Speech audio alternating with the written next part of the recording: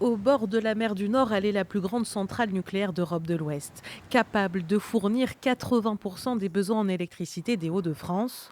La centrale de Gravelines fête ses 40 ans et se lance un nouveau défi, celui d'obtenir le permis d'exploiter ses installations pour 10 années supplémentaires. En 2021, on va réaliser la première de nos quatrièmes visites décennales, donc avec d'énormes chantiers, des chantiers d'amélioration du niveau de sûreté, de prise en compte du retour d'expérience international, le retour d'expérience de Fukushima, avec un niveau de sûreté encore amélioré par rapport à celui d'aujourd'hui. Étendue sur 150 hectares, la centrale nucléaire de Gravelines a profondément modifié le visage du littoral dunkerquois. Une soixantaine d'industriels du Boulonnais ont visité hier le chantier le plus Sa vaste. construction débute en mai 1974 et dure près de 10 ans. Le premier des 6 réacteurs est mis en service en 1980, le dernier 5 ans plus tard. Aujourd'hui, la priorité est la pérennité du site.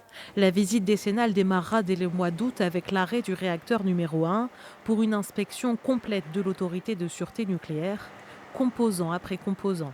Les chantiers avant la visite décennale ont commencé depuis le mois de janvier 2020. Et effectivement, on a beaucoup de chantiers à venir. Pour nous, c'est important, il y a un enjeu fort de terminer cette quatrième visite décennale puisque ça va nous permettre de continuer à fonctionner au-delà des 40 ans. Présenter un dossier à l'autorité de sûreté pour nous donner cette autorisation. La visite décennale des réacteurs de Gravelines s'achèvera en 2028.